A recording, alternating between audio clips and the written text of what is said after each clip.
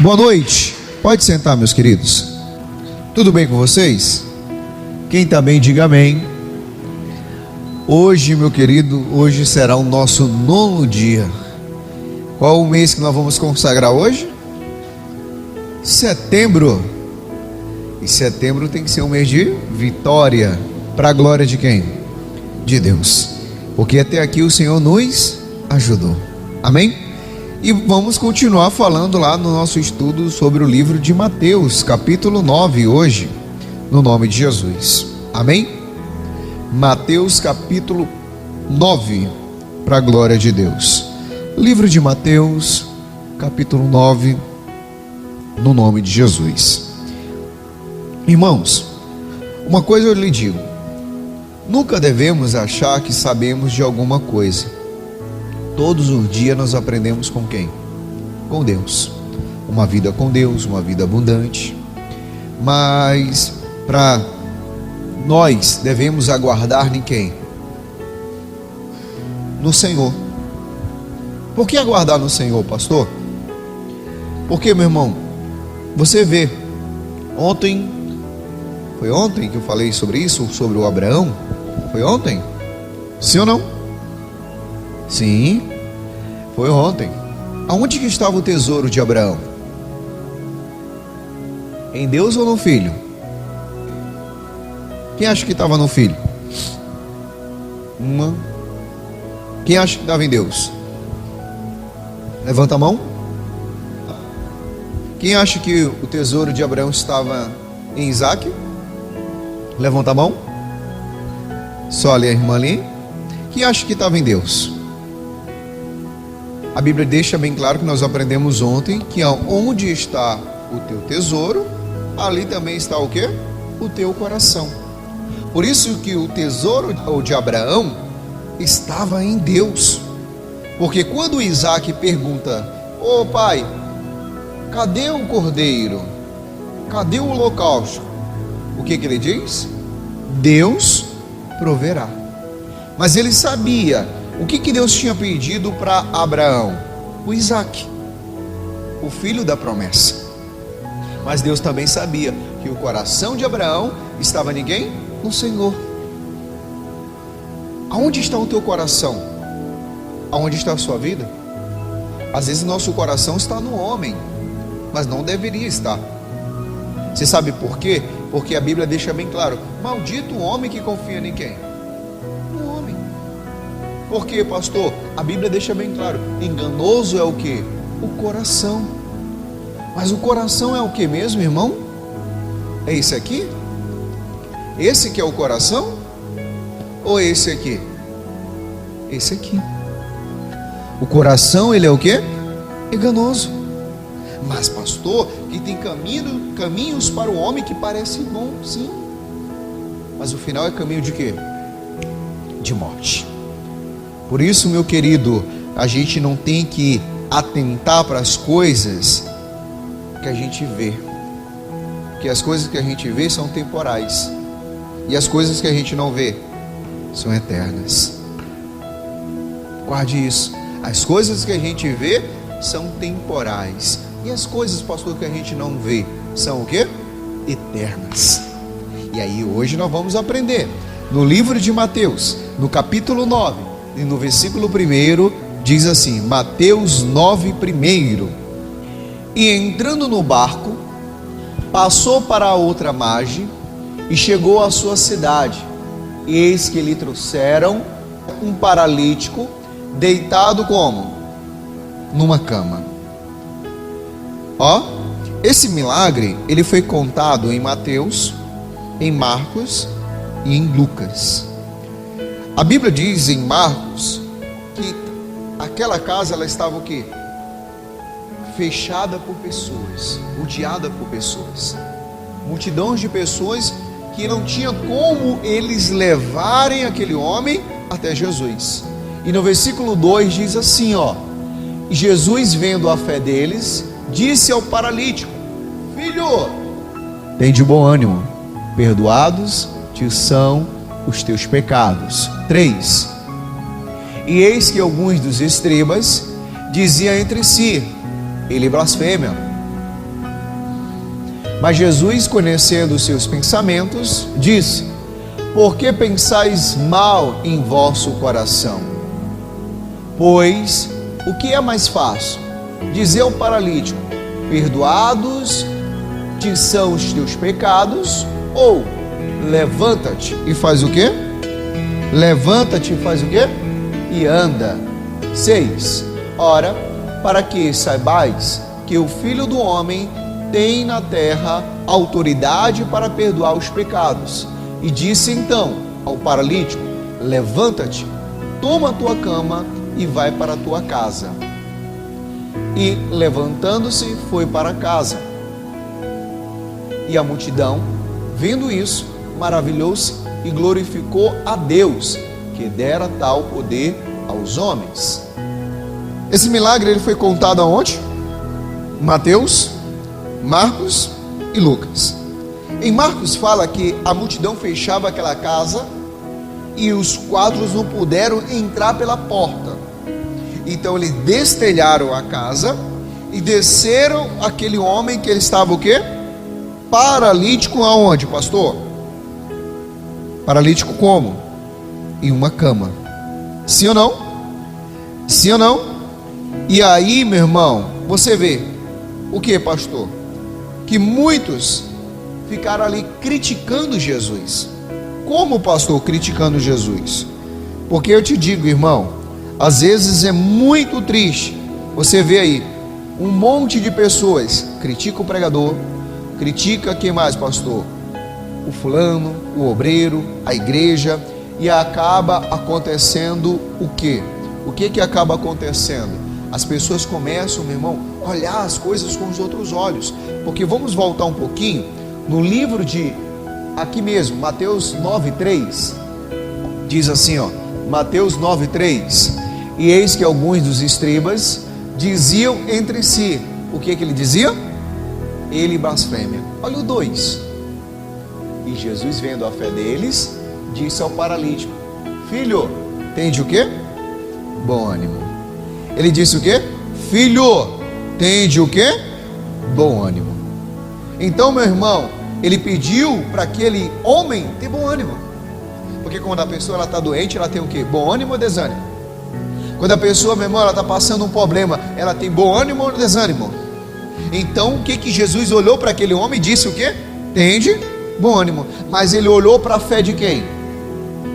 Daquele homem ou para a fé daqueles que levaram o homem? Lógico que foi do que? Levaram até Jesus. Conduziram aquele homem até quem? Até Jesus. E eles tiveram fé para aquele homem ser o quê? Curado. Em nome de quem? De Jesus. E aí diz, e Jesus vendo a fé deles e disse ao paralítico: filho, tem de bom ânimo, perdoado te são os teus pecados. Agora eu te pergunto, qual era mais fácil? Jesus dizer para aquele homem: levanta e anda? Ou dizer: os teus pecados estão perdoados? Qual era o mais fácil? Se fosse você, qual que você faria mais rápido? Qual? Esse é o mais difícil. Você sabe por quê? O perdão não ficou para quem? Para todos. Nem todo mundo sabe o quê? Perdoar. Tem muita gente que ainda é vingativo, irmão.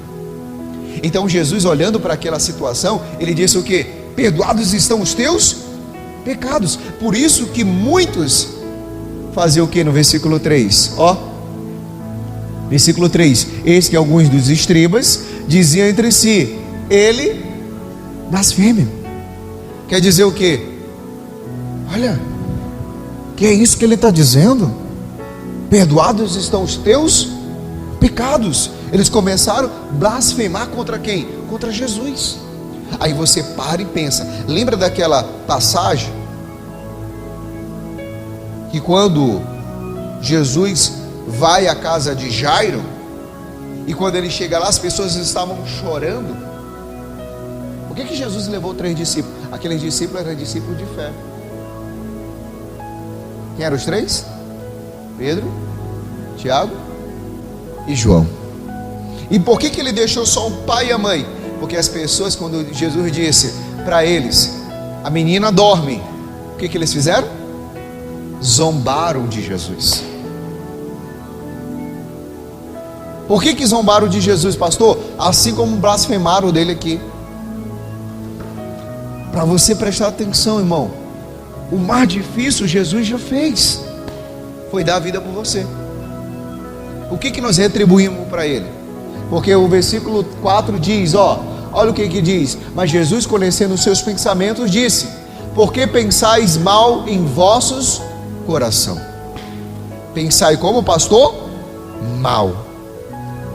Porque eles estavam questionando o método que Jesus estava fazendo. E qual era o método? Perdoados estão os teus? O mais difícil Jesus estava fazendo. Porque o mais fácil qual é? Toma a tua cama, levanta e anda. E ele fez, para você ver, esse método ele fez aonde? Lá no tanque de Betesda. Lembra do tanque de Betesda? Aquele paralítico? Um método ao contrário. Ele falou para aquele homem: vai, pega a tua cama e anda. Ah, mas Senhor, não é lícito, hoje é sábado. Ele pegou a cama dele e foi embora. A Bíblia fala que depois de um tempo ele encontra Jesus aonde? No templo. E o que Jesus disse para ele? Lembra o que Jesus disse para ele?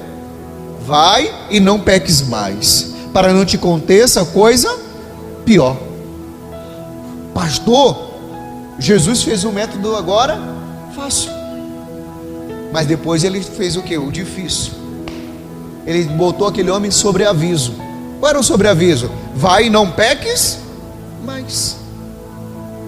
Para você prestar atenção, irmão, o diabo às vezes está arrumando uma cilada e você está indo, caminho que parece o quê? Direito.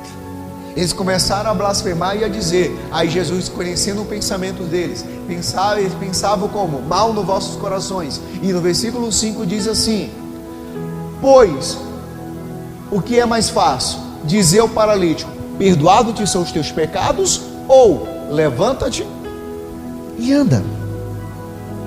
Jesus perguntou para eles: qual é o mais fácil? Perdoar ou curar? Qual é o mais fácil? Lógico que é curar. Perdoar, meu irmão, como eu falei, não é para todos, porque sempre vai sangrar. Está com uma ferida? Vem aqui, irmã Rosa. Vamos fazer de conta aqui que tem uma ferida no braço da irmã Rosa. Braço. Vem alguém e sabe aquela. É assim, quando você está com algo assim no seu corpo, uma unha, tudo que bate em qual unha? Naquela que está doente, não é verdade? Sim ou não? Até enquanto ela não sarar, você não sente mais o que? Dor. Aí Rosa está aqui com uma ferida, vem alguém, bate aqui, o que vai acontecer? Sangrar. Vem alguém, tira o cascão, vai acontecer o quê? Sangrar. Então o que ela precisa fazer? Como é que vem a cura? De dentro para fora. Não é assim? A senhora que é enfermeira, irmã Sandra? Ou é de fora para dentro? De dentro para fora. Não é isso, irmã Vilma? De dentro para fora. Mas aí que está. Enquanto tiver alguém tutucando, nunca vai estar o quê? Sarado. Então Jesus ele fala o quê? Pois o que é mais fácil? Dizer ao paralítico: perdoado-te são os teus pecados, ou levanta-te e faz o quê? E anda. Ah, pastor, se fosse eu ia dizer, lógico, é cura. É mais fácil. Mas o perdão ele fica onde? Se não houver o perdão, sempre vai haver o quê? A dor. Se não houver o perdão, sempre vai haver o quê? A dor. Então você tem que perdoar, não é só de boca, mas sim de coração. Ah, mas pastor, mas o negócio, mas o problema, mas aquilo. Agora eu te pergunto: o pecado pior foi de Davi ou foi de Saul? Davi ou foi de Saul? Se você for olhar pelos olhos naturais, quem pecou pior, Davi ou Saul? Lógico que tudo é pecado, né? Mas quem você acha que deveria se levantar mais rápido? Porque o pecado de Saul foi o quê? Desobediência. Sim ou não? O pecado de Davi qual foi? Adultério e o que mais? Homicídio. Não foi assim? Mas o que o Saul ele falou para Samuel? Me honra no meio de quem? Dos homens. Ele não estava se preocupando com a vida espiritual. Ele queria a honra no meio das pessoas. Honra. Pastor, mas honra é... O Davi não. O Davi ele pediu uma coisa: Deus, não retira de mim o teu espírito. Mas tem gente que está brincando. Na vida de Sansão havia o Espírito de Deus. Brincou, até que um dia não teve mais espírito nenhum. Não é verdade? Sim ou não? Porque o diabo, ele não brinca de ser diabo. O diabo, ele vem para roubar, matar e destruir. Mas às vezes nós estamos aí brincando. E Satanás está aí, roubando, matando e destruindo. Porque, meu irmão, o Saul, ele preferiu se justificar.